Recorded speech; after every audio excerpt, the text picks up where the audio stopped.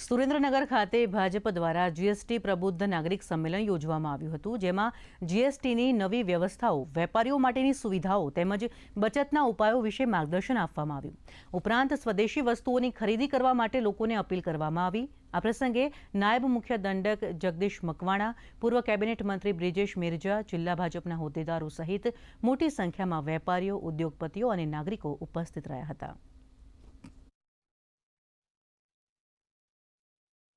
GST દરમાં ઘટાડાના ક્રાંતિકારી પગલાં એના લાભાર્થી એવા ગ્રાહકો સુધી પહોંચાડવા માટે ગુજરાતભરમાં વિધાનસભા દીઠ આવા પ્રબુદ્ધ નાગરિકોના વર્ગો રાખીને એમને આદરણીય પ્રધાનમંત્રી શ્રી મોદી સાહેબ અને નાણામંત્રી શ્રી સીતારમણજી દ્વારા જે આ ક્રાંતિકારી જીએસટી કરમાં જે સુધારા કરીને લોકોને એક રાહત આપવામાં આવી છે. સમગ્ર ભાજપ પરિવાર દ્વારા જે આ કાર્યક્રમ યોજાયેલો હતો. જીએસટી રિટર્ન કન્ફર્મની અંદર જે મોદી સાહેબે જીએસટીમાં ઘટાડો કર્યો, એ ઘટાડો પ્રથમ નવરાત્રિના દિવસથી અમલમાં આવ્યો છે.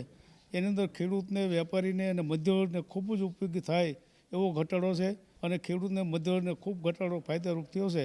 તો મોદી સાહેબનું જે પગલું આવકારદાયક છે અને તમામ વર્ગને આ ઘટાડો લાગુ પડશે અને ખૂબ સુખદાયી નીવડશે એવું અપેક્ષા રાખું.